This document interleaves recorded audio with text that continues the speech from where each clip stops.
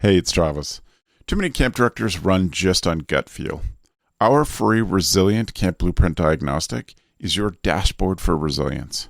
Take it today at camp.mba/Travis. Again, that's camp.mba/Travis. This is CampHacker. Come find our show notes and our blog for camp directors and leaders at camphacker.tv.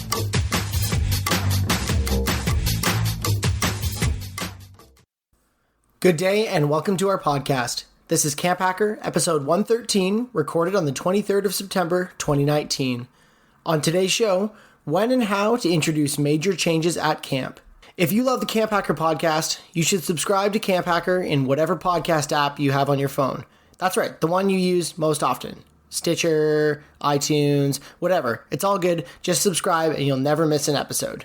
Thanks for letting your awesome out, Camp Mavericks. We hope you enjoy the CampHacker show. Hello, Camp Pros, and welcome to the CampHacker podcast. My name is Travis Allison. You may know me from such things that I've done as the Summer Camp Professionals group on Facebook, campmavericks.com, and Marketing Mondays. I want to welcome my co-host today and allow them to introduce themselves. Hi, my name is Dan Weir. I've been working camping for over 20 years now, primarily YMCA camping, and I work for the YMCA of Long Island developing their day camps. And my name's Gabrielle Rail. I'm one of the camp directors at Camp Waro. Camp Waro is an all-girls camp situated in the Laurentian Mountains, and we focus on creating a positive female community while speaking in French and in English. Hi, my name's Joe Richards. I'm the executive director at Pierce Williams Summer Camp and Retreat Facility. We're a year-round facility located in Ontario and part of the United Church of Canada's camping network. I just finished my 15th summer at Pierce Williams. Wow. Right on. Congrats. Yes, thanks. Congrats indeed. Well, I want to welcome the three of you. Great to have everybody back. Welcome to episode 115. I'm actually really enjoying the fact that we're doing so many episodes this year because it's nice to catch up and spend time with you folks. It's the best part of my week. Come on. That's awesome. That is awesome. I'm going to say that the best part of my week is going to be going to Matt, our editor and producer's wedding on Saturday with Joe. I will be there. I believe we're sitting at the same table, Travis. Nice. So. That's great. And I'm not thank you all for being here. We're going to talk today about some of the big topics in camp, some things that we want to focus on. And since this is the podcast that deals with big issues in camping, what we're going to talk about today is when and how to introduce major changes at camp. When you know it's time and what sort of things you do when you want to make big changes. Obviously, if you've been listening to the show the past couple of episodes, there's big changes in some of our co-hosts' lives and their camp careers. And there's lots of other big things that are going on that we've all dealt with in camp that we want to spend some time on today. Joe, this is your topic, something you suggested. What was it that made this important to you to talk about on the show? I think it's important. It's an interesting idea that a lot of people ask about, right? Like the idea of when you're new at camp, how much do you change, and when do you know how something's run its course and you can change it from there.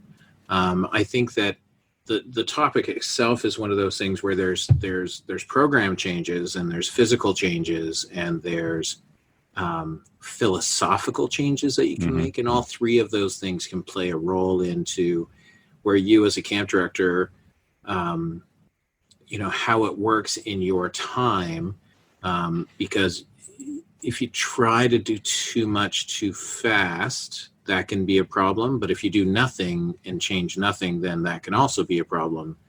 And so it becomes one of those things. I know years ago when I was at the Taylor Staton camps,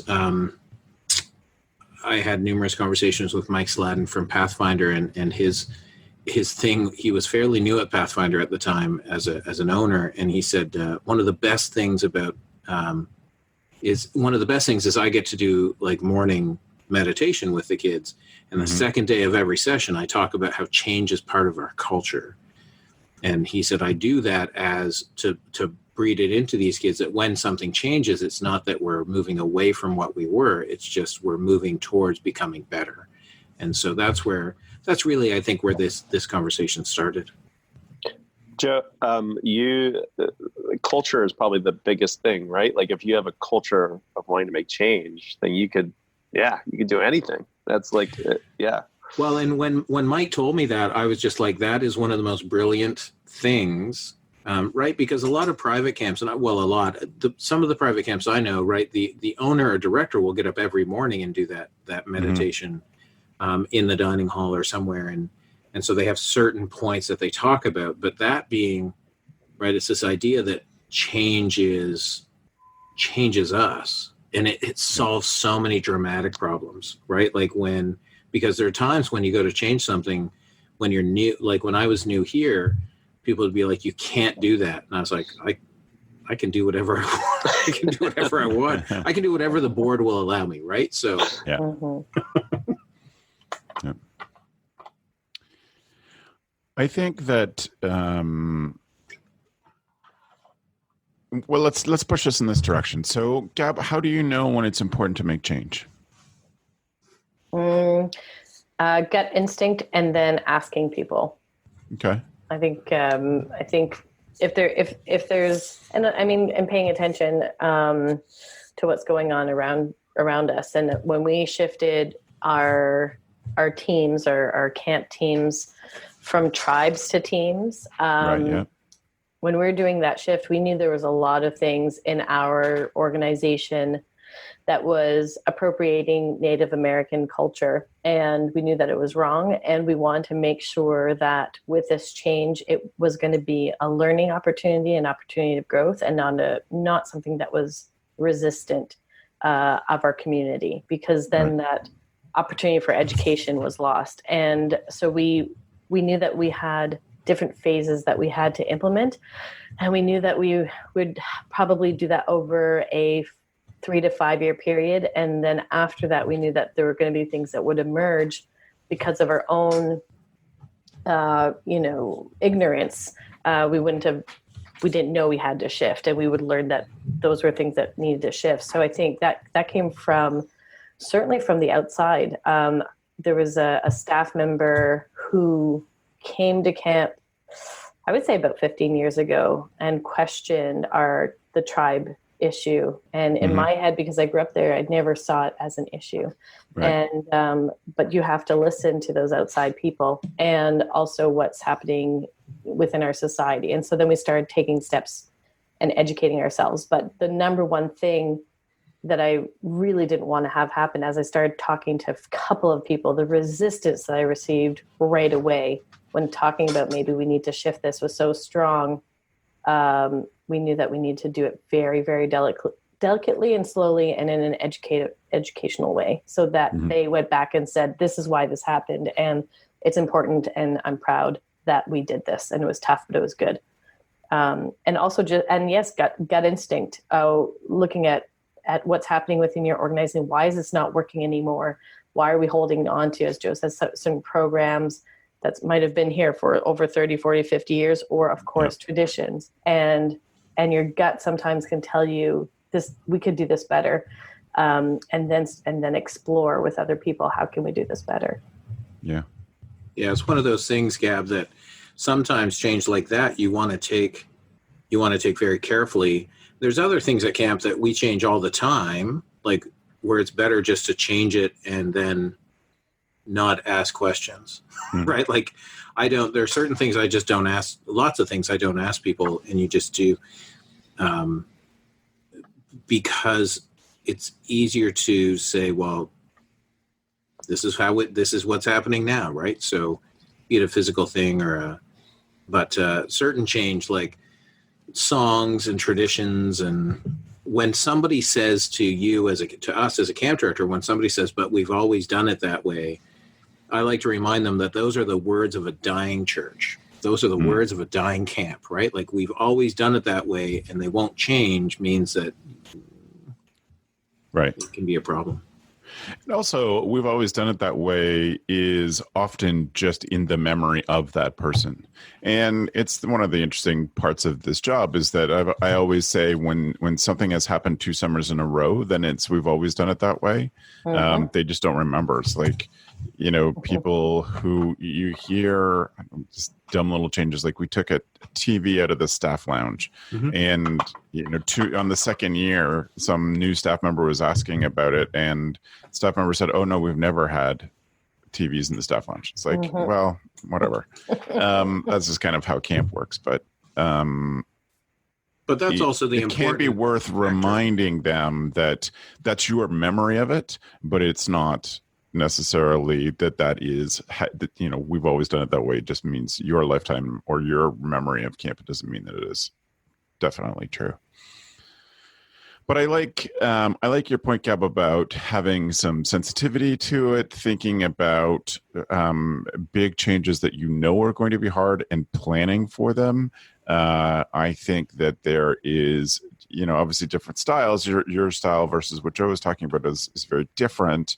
But you're also talking about issues at different levels. You're talking about issues that seem to be the whole, like part of the history, the whole big culture of camp versus issues or culture changes that you make that are small and incremental. And for us, we always, when we made the biggest cultural changes in our camp, they were pretty small changes, but they did change the culture of the place.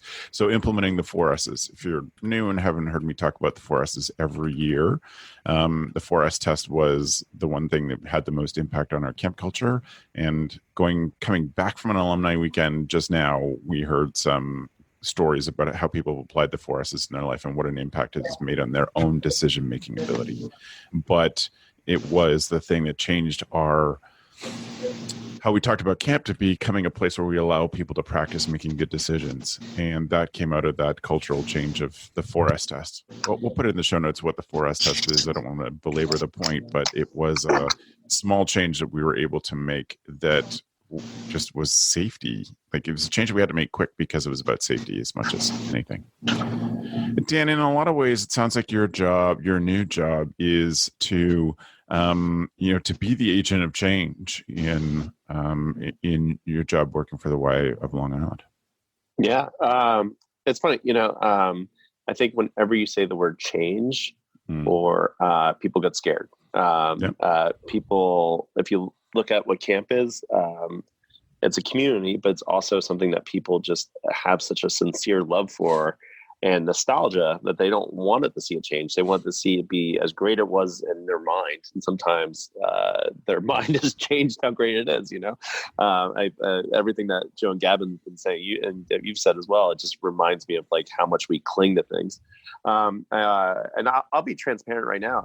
And I've actually, the funny thing about this is if anyone I'm working with is listening to this, I've actually been telecasting my moves as I've been going forward as well too. So, for me, I kind of break into 3 steps, and then it goes from there. The first one is getting buy-in. So buy-in is speaking with individuals, speaking with people that have been working it for a while. It's asking a lot of questions. It's listening more than talking.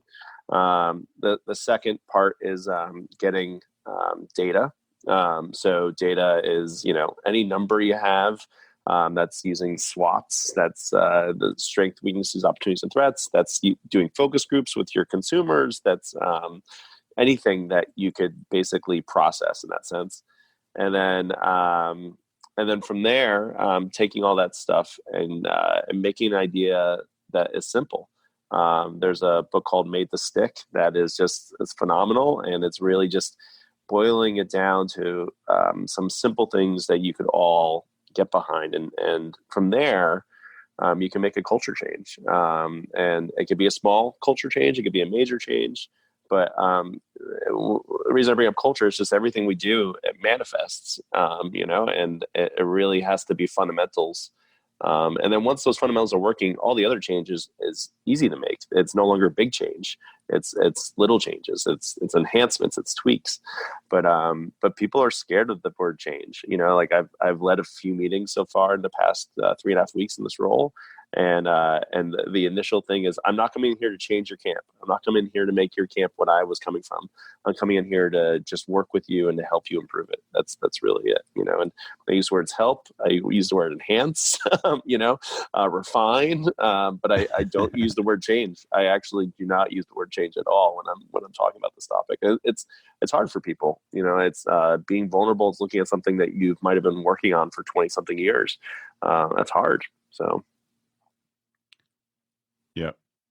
And I think you bring up a very good point, and all three of you mentioned it in some way, but it's so important to front load things. So either you're setting an expectation that change is going to come, but really to go through and say to people, here might be your worries, but here's what we're doing to counter those. Some of the things might be hard, but we're just front loading as much as we can. We're saying, I'm here to listen. I want to make sure that you understand that I'm not changing everything. I just want to help make things better for you and for your people. And sometimes we skip over that part. We skip over the simple front loading of, we're going to be purposeful about this. I often think about, and this is sort of my philosophy of the Summer Camp Professionals group on Facebook, is to think about doing things with kindness, intention, and patience. And if you can do that, then you can make big changes because you've earned the trust of the people that it's going to affect. Yeah. Trust is everything, right? Everything. It's Indeed. I had a staff member who, and it's a proud moment when some of your staff members go off to become camp professionals. And she went off and worked at a couple of other camps, and then took over a camp. And I remember having a conversation with the person that was thinking of hiring her to come into this organization, and just a reference check, and et cetera, et cetera. But by the end of the conversation, that individual asked me, is there anything else, I should know? And I said, well, I have a question. And I said, how are you going to make sure this person is successful? Like, what are you going to do to support them? Like, I'm putting this person out into the world. They can do the job. But I knew that this camp wanted change, and I knew that they were bringing her in to implement some of that change. And I knew she was the right person for the job.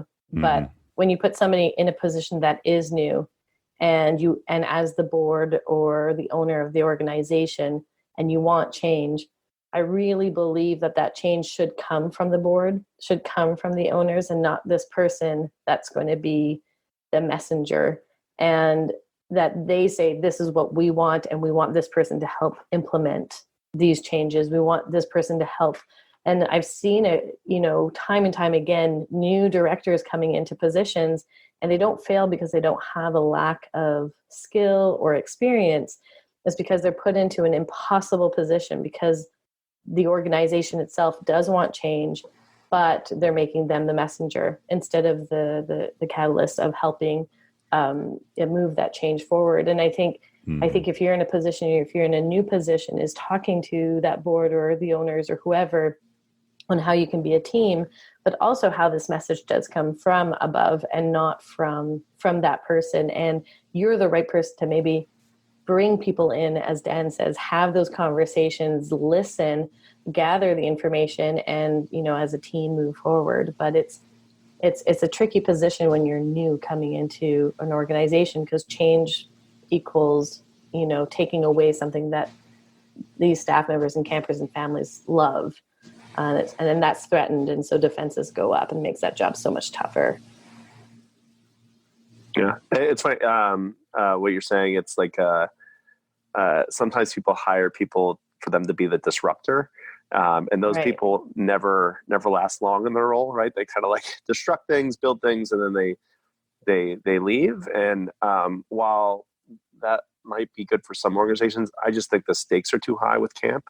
And if you disrupt camp, you're disrupting your community, and you could possibly be closing your camp within 3 to 5 years if you do it wrong. Like, that might work for some other industries, but just for us, everything is built on this community and this feeling, and you have to not view yourself as someone that's going to shake things up, but someone that's going to take care of things and want to improve it, there's a stark difference. I've met some people that are like, yeah, I'm going to come in here, I'm going to change this, this, and this, and it's going to be new and great. And it's like, that's great. But when you're not respecting the old, it doesn't mean you have to do it the old way, but when you're not respecting it, the consequences are too big.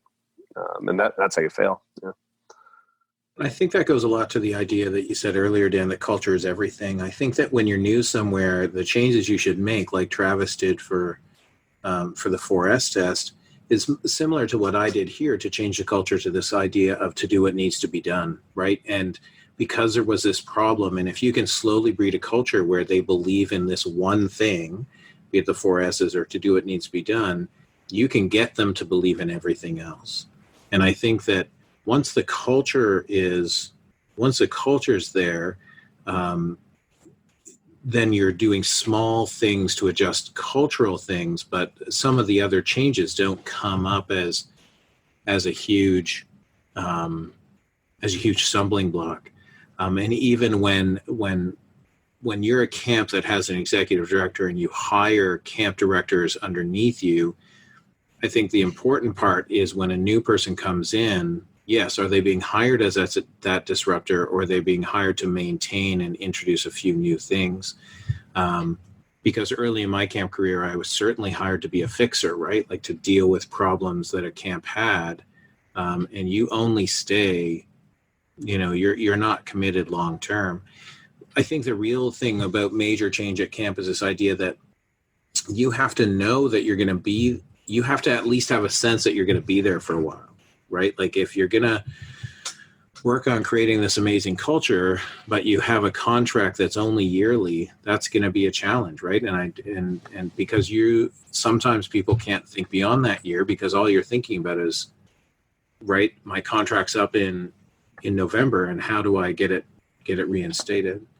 I think the idea of choosing your battles in change is really important, right? The things that, you might hate a song, but there's nothing wrong with that song, but you don't need to not sing that song. Whereas sometimes change happens just because you subtract something without telling anybody.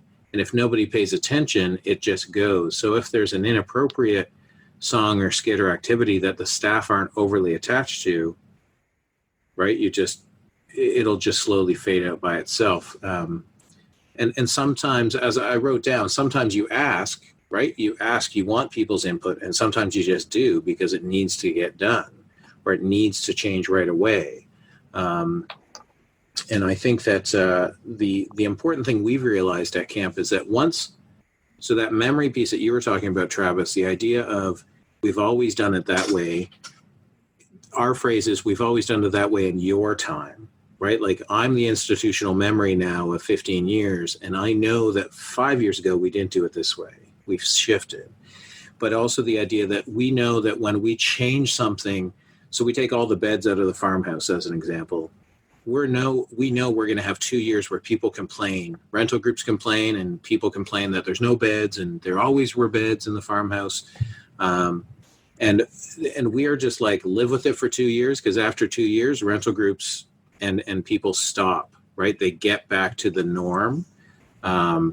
And so be it, right? Like I'll put up with it for 2 years. I'll put up with those complaints and conversations because we're not shifting it back. It's not like there was an outcry, we're going to put them back. And no, because we're dealing with codes and violations and things. And I think that those major, I do wonder during this conversation for all of you, what do we consider major change, right? Like what's the most major change you would have introduced at camp in your time?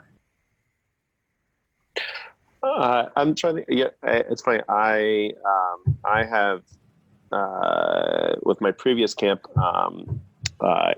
changed the period blocks from 5 periods to 4 periods, and we didn't do it right.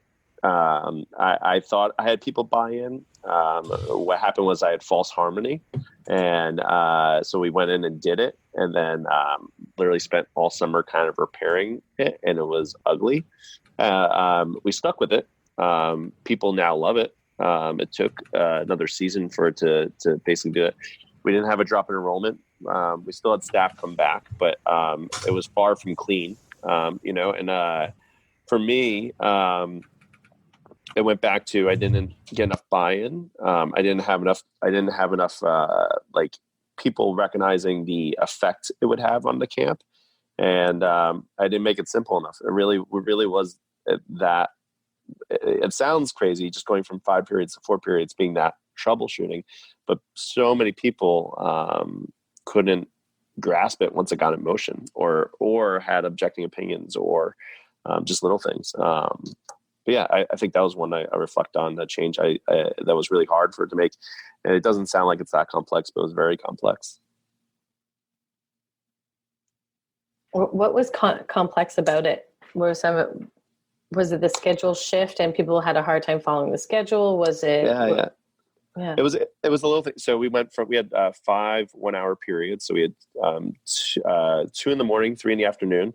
And we went to an hour and 15 minutes for periods in the morning, an hour and a half in the afternoon.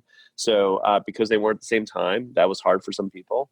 And when we did that, we recognized in hindsight that we had a bit of flexibility at the end of the day of schedule, which people at first took it as we're a camp that's structured. We always we know everything where we're going, and giving them all of a sudden a free 45-minute block when they weren't expecting it, and the times during the day changed. That really threw off a lot of people. For like 3 or 4 weeks, people were like, "Oh, I can't believe we have to go through this period again." And it was like, well, what do you do during other 45-minute free blocks? I thought you wanted more free time. It was funny, it was really went to buy-in with that. And then it was the simple things, rest hour was no longer an hour. It was now 55 minutes, and people were frustrated over that. It was all these little contradictions that just kind of fueled people's resistance to it. And like everything, there was a whole group of people that loved the change. There was a whole group of people that didn't think it was any big deal. And then there was a group of people that just were like anti it. So it's, it was very funny. But 2 years later, people loved it. A year later, people were like, "Oh yeah, this is what we do." I always find camp communities as a whole aren't great with new. They want new attractions, they want new things to be introduced, but they're not good with change as a whole in that sense. And I think that's natural. I think that comes from families and kids. Like, it's something that's constant and consistent for them. They want that to stay the same, especially if it's camp that's had a huge impact on them. That makes sense. But we still have to make change in the middle of that. What were we going to say, Joe? I think that idea of that camps are resistant, that's one of the things I've noticed that's changed over time, right?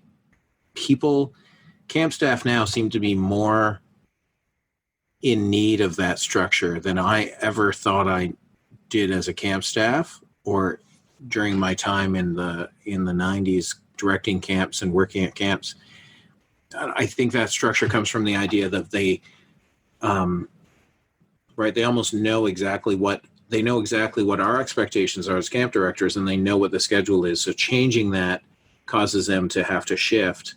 Our big change here is that we moved to a choice-based programming model, and it's taken 5 summers to get it down to somewhere that looks and works with us, right? Like you're like, great, this works. This is a number of periods, and we've shifted the periods as well, and our rest hour is shorter, and our staff didn't have quite the breakdown that yours did, but it is this idea that we're willing to shift anything. And major change, when you make a lot of capital changes, that's a major change to alumni, because they'll come back and camp looks. I tore down 2 barns in my time, and it changes the look of camp. But now I was walking around with UCW's, United Church Women ladies today, and I was saying, I can't even think about what camp looked like 15 years ago, like when I started. I can't picture, like, I can sort of picture it, but I'm like, there's no way I'd want to go back to it. Like, I don't. Yeah. Yeah. So, Joe, that change I was talking about that we made, the nice thing was that after they saw and they bought into it. The next year, people were much more on board with making changes. Yeah. It was literally, I was breaking a culture out of not making changes. That was part of the resistance. And I never recognized that as working there for so long. But when I was the director, like when I was the one in charge and wanted to make a change I've been thinking about for a while, I was part of that culture as well too. It was very interesting. Yeah. And then after that, we were able to make changes all the time, and we're very adaptable. But yeah, it was just very funny. It's huge that just one thing can shift you into a new, right? Your whole staff can be like, oh, well, yeah, if you can do this, then we can do that, right? Like we can do anything. And I think that's one of the keys is that sometimes major change at camp is only major because people are so resistant to any change, right? Yeah. Like, 100%. So it sounds to me like one of the biggest takeaways for people who are considering major change or struggling with major change is that is building a culture of change, that it happens all the time. You get people used to it and it eventually becomes part of it. I like that idea because when people are used to thinking of their place as being a place of change, then they, I think, naturally become a little more creative about what the program can be. What are the things that that they're willing to look at differently because they've been through something a little different. Did you find that happened for you folks, Gab? Yeah, we had our major change. What perhaps happened, I think it was the second year after my folks purchased the camp, and even though we had been on the camp for many years before part of the camp, the succession was very smooth because Jackie had been on staff for 20 years prior. So this wasn't an issue, but we decided to shift the culture of our staff, and it was a toxic environment, and how we wanted to approach it, which was by implementing a communication program and re-interviewing all of our returning staff members, which we didn't used to do. When we implemented that, we lost 75% of our staff, which was a huge, for us, that was very, very big. And we lost people that came back were our quiet staff members. They were the ones that were really in the background, and probably for good reason, because it was a toxic environment. And so we really had to build from the ground up with those people and with the new staff members that came in. And we were very clear about what our mission was. And our mission was camper first. And to be camper first, we have to communicate about our own issues. And it's not going to be easy, but we're going to do it together, was basically the message. And like Dan said, once we implemented that big change within our organization became a lot easier. And also it did become part of our history. We started doing going out to the highway once everybody was on camp staff-wise for a staff training. We put a ribbon across the camp arches, and we get a new staff member to cut the ribbon. And we talked about how we stand on the shoulders of the women that came before us. And what they did was to allow us to build upon what they did.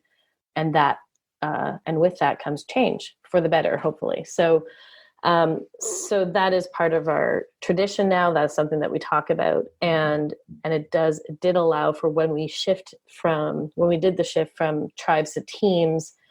So that was a big shift. Our campers and staff, it wasn't as much of an issue, but our alumni it was. And I went towards the alumni first to gather buy-in from them, and then our staff, and then our campers. So we went about it that way. But making big changes can become something to help you in the future in making those changes, and riding it out would be it's probably in your best interest if that's possible. But I also know that with this experience, with that first shift, I wouldn't say I was aggressive about what the yes or no, but I didn't bring in people. I didn't bring in a conversation. I knew we had to change it, but I didn't bring people in to say, like, this is what I want to do. And I think we lost some people that we could have kept if I would have done that. And that was my lesson learned for when we did the tribes to teams. was I decided I'm doing this by stages. I don't want to bulldoze my way through, even though the outcome was okay. And so that's when I started bringing in people, but it wasn't an option. We were going to change, but how we were going to do that, that's what I was asking my staff and my alumni on how we could do that. That's what I was asking them, but that we were changing, that wasn't up for discussion. Right.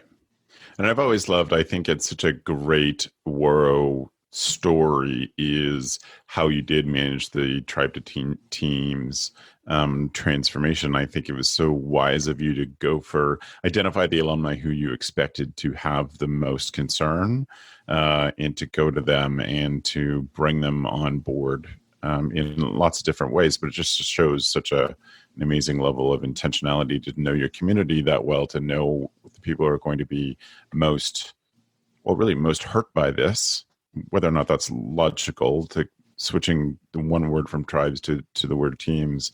And the names of those teams are pretty simple changes, but that it would have affected some people, and you wisely went straight to them and sat down and talked things through with them. Yeah, and what it allowed us to do is to do that really, really well. And then we started changing names of cabins, and then we changed the names this year of our sections. So those two other things that we shifted, we sort of, as we say, we're taking out carefully some of the pieces of fabric that are no longer appropriate in our tapestry of our history. The other piece is that we're keeping it part of our history because we want to acknowledge that we made mistakes, and it's important to not to hide or bury those mistakes. But it was easier for us to change those names. Said, oh, okay, so these names now we need to shift them. We went through a really nice process of changing them for our sections of our campers. The way we did that was also designed, but it was much easier to do. So much easier because the platform was already built. So is there anything else anybody would like to add to this particular topic? Go for it, Joe. Yeah, the idea of planting seeds. If you're going to be there long term, you can seed an idea years before you do it, right? Like you can, for years I've seeded my board about the idea of alcohol at camp, because we have a policy about no alcohol, but for weddings, right? And I've seeded about, right now I planted a seed a long time ago about changing our name, right? The idea that you take Christian Center off of the name, because for grants and whatnot, Canadian granting organizations really just stop looking once they see the word Christian in your name.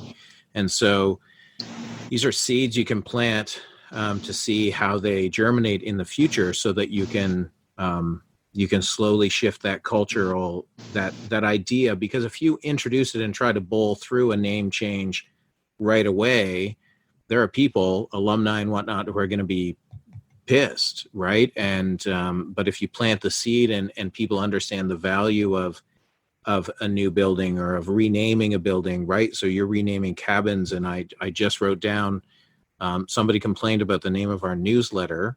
Not complained, somebody mentioned that longhouse is a Native American term. It's also a German term and an Icelandic term, but in our culture, there's only two places in. And so I was like, fine, I can rename our newsletter. That's not a battle I need to fight. And if we have somewhere called the Longhouse at Camp, I'm okay, right? Renaming it something else, right? It could be the Green Building, right? It could be whatever. It doesn't, I'm not overly, I find that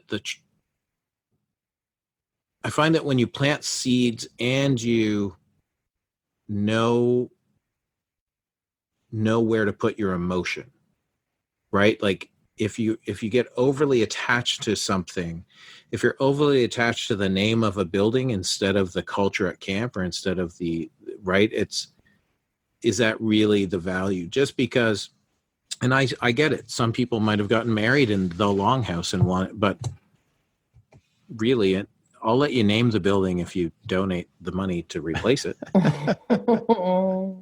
And even then, I need say on the name, so we'll go from there.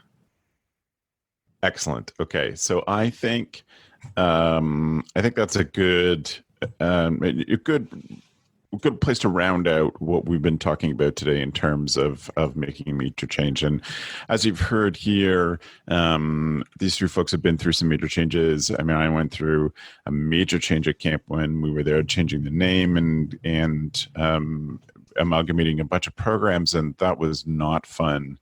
And it wasn't stuff that was handled well because we weren't allowed to handle it. Like we weren't the ones who got the process going. We were just sort of given the fallout to deal with.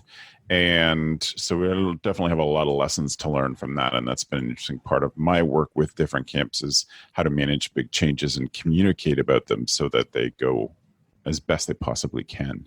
But I really want to thank the three of you for your openness and talking about the things that have worked, the things that you have learned afterwards that you would have done a little bit differently, and sharing all of that. I think it is a gift to the camp community that the three of you are so open, and everybody who's been on the CampHacker podcast has been so open about their own struggles or things they did well or not so well. So thank you for that. Therefore, I'm going to move us on to our tool of the week. Tool of the week.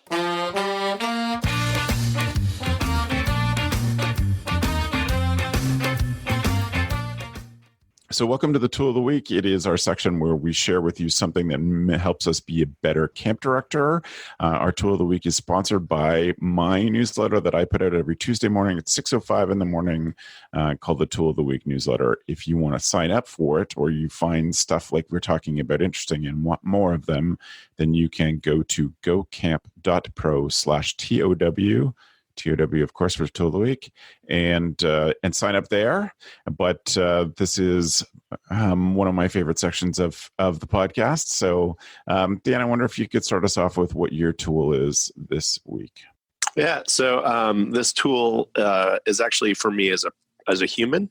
I going away to camp, running summer camp every summer. I especially overnight camp. You don't spend anything. Like, you don't spend any money, and you get into oh, my food's here, or my tea's there, my coffee's there, all that stuff. And then every summer I get out and I'm like, oh, I didn't spend any money for 3 months. I could just spend money, no problem.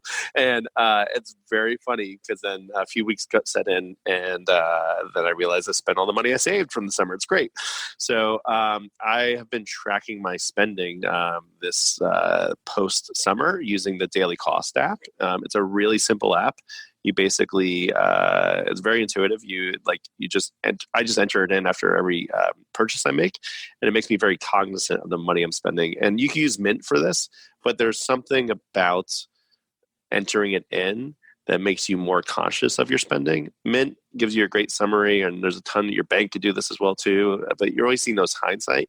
But if I got into the habit of every time I spend money now, I actually pull up this app and enter it in, and it's actually deterred me from spending money. And it's great because a lot of times it's silly things. A lot of times I don't need to go to that Starbucks, or I could wait an extra half hour to get that, or I could see if I have another notebook at home, or it's just these little things where I would not have spent like that prior to summer. So yeah, the Daily Cost is the app. It's free, it's intuitive. I really enjoy it. Excellent. Thank you, Dan. I love something that is as much for the person as for the position. Thank you. Yeah. Joe, what's your tool? My tool of the week this week is Adios. And Adios is imagine what would happen if you only checked email 3 times a day as their tagline. It is a Gmail extension that only delivers your Gmail 3 times a day, as many as 3 times a day, as little as once a day. I've been using it since prior to the summer, and I have 3 times set up. I'm sure I could shift those times. Right now, it's 8 a.m. email comes in, 11 a.m., and 2 p.m., meaning that you send me an email after 2, I'm not going to see it until 8 a.m. the next day. And you might say, well, I could never do that. If I need I need to see my boss's email right away. You can set that certain emails go through. Let me tell you, it has changed the way that I work, because I'm no longer reacting to an email when it comes in. I know at 11 o'clock I'm going to spend anywhere from 20 minutes, to half an hour just clearing those emails.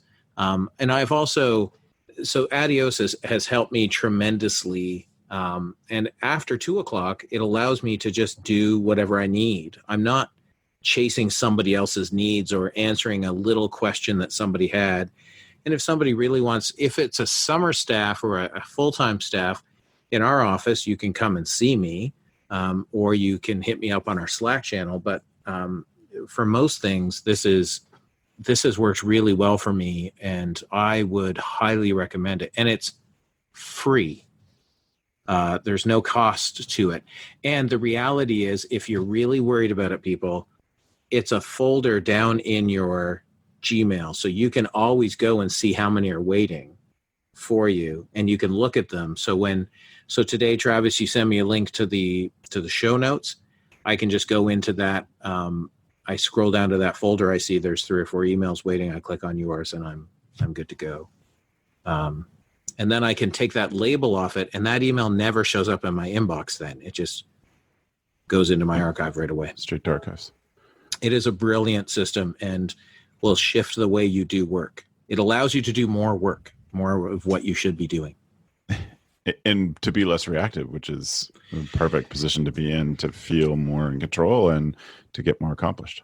Yeah, and that's where I had this talk with our full-time staff, this idea that don't send an email if you can come and ask the question, right? Like when you're in a small office, there's no reason that you should be sending me an email and then expect an answer to that question within the next hour if I'm sitting 30 feet away from you, right? Like pick up the phone, call me, right? I'm not, and so my staff know now that if they send me an email after 2, I'm not going to, if it's something they want an answer to or need an answer to, they know that our communication, our office has gotten better because I've said, don't ask over Slack, right? Like if you're standing 30 feet away from each other, saying something over Slack that's not where chat comes in as well as like when you're off working remotely. So, but Adios has been, I forget where I found it. It's been great though. Sounds like an awesome tool. Yeah. Gab, what's your tool today?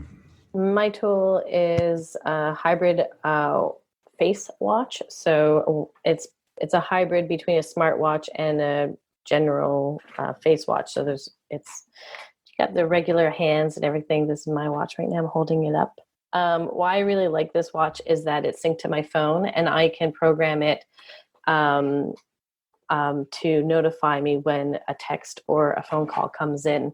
And I can program up to 12 different people on my phone, so on my watch. So I can see if when both hands go to one and it starts buzzing on my wrist, that I know that the camp is trying to call me, or our trip is trying to call, or whoever on my team. So this summer, instead of taking out my phone, which I would do often when I'd hear a ping or a buzz, I could see who was calling me. And if they were in town, I would know, okay, I don't need to call back I don't need to answer this right away. But if it was a trip, I would answer, or people that are picking up campers at the airport, I would program that staff member's cell phone into my watch, and then it would buzz. It also tracks your steps if you want to. You can also turn on and off your music from your phone, which is great when you're standing on stage and you want to press pause on the music or press start on the music, and you don't have an extra person helping you because they're taking care of kids.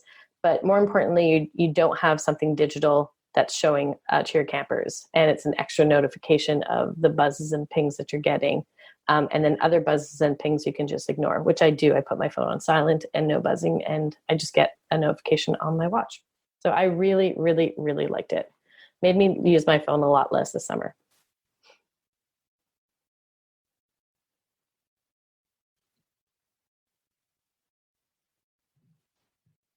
Thanks, Gab. That's awesome. It's a really cool. Is there a particular brand of a hybrid watch that you liked? Or did you research them, or you just said, I need one that looks like a watch, but I didn't even know they existed. One of my friends, Natasha, had been obsessively looking online. So she got a Fossil, and soon after she got one, I got one as well. So they're waterproof, et cetera, et cetera. It's awesome. They're awesome. Cool. Yeah. That's very great. Thank you.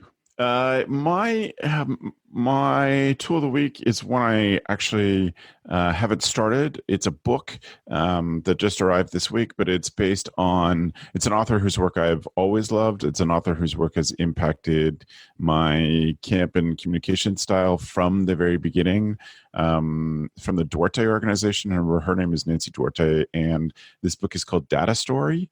And it is the third in a series of books that she has read. The one called Slideology really has meant it's my whole world for presentations. And I often get comments on how much people like my style of presentations. It is all out of this book. It's all Nancy Duarte. Illuminate is the second book. Ignite Change Through Speeches, Stories, Ceremonies, and Symbols. Very cool, worth looking at if you're making big change. And so that's called Illuminate.